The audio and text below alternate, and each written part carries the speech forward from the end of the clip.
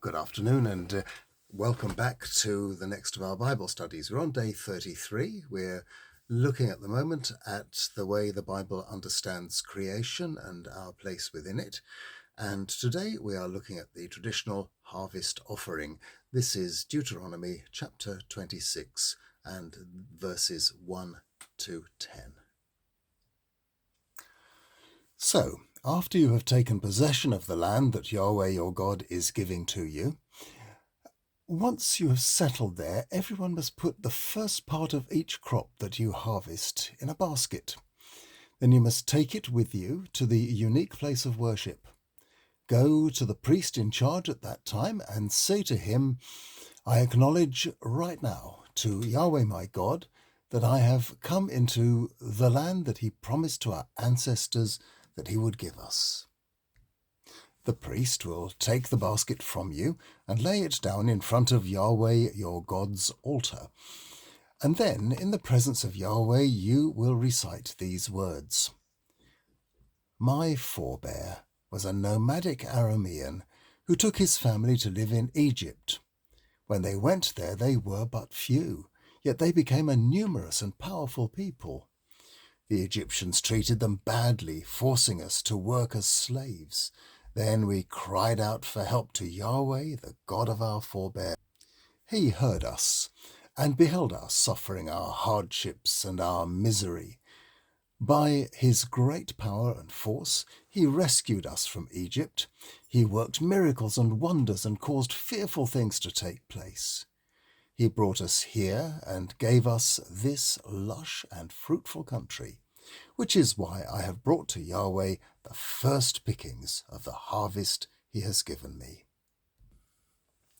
The ideas that form the basis for the book of Deuteronomy go back a long way, back to the early days of the Jerusalem monarchy around 1000 BC.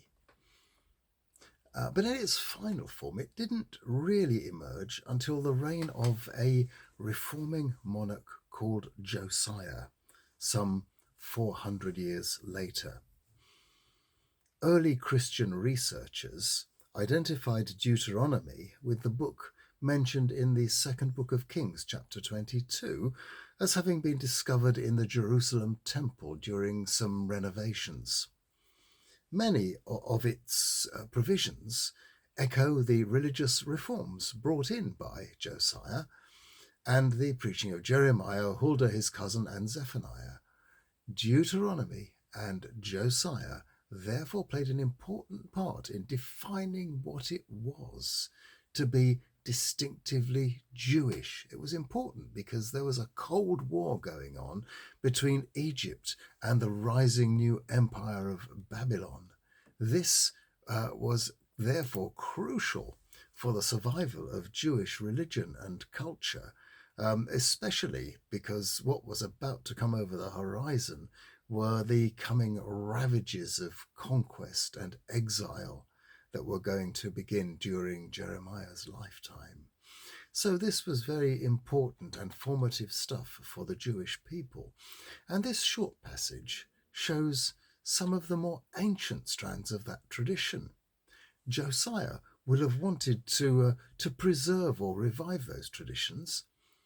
And so here we have the picture of the tradition of offering the harvest's first pickings to God, to Yahweh, because Yahweh had provided them. And all of this must have come from a much earlier period, from the time when the Promised Land had just been settled by the descendants of Jacob, some around 1250 BC onwards.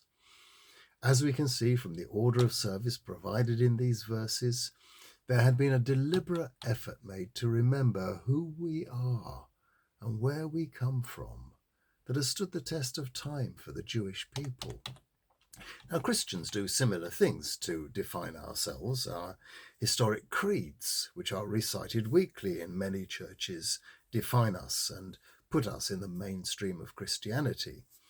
The recognition of one another's baptism fulfills a similar role. We are all rooted in our history and that gives us strength and fellowship.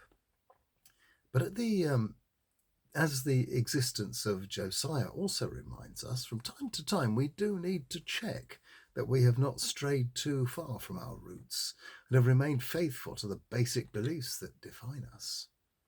So we have this beautiful creed from ancient Israel. Tomorrow, there's something a bit rougher going on. There's an earthquake, I think, and some raw emotion from God, which I think people struggled to understand. Tomorrow it's Deuteronomy 32, verses 21 to 22, and that will be day 34 of our 365. See you tomorrow.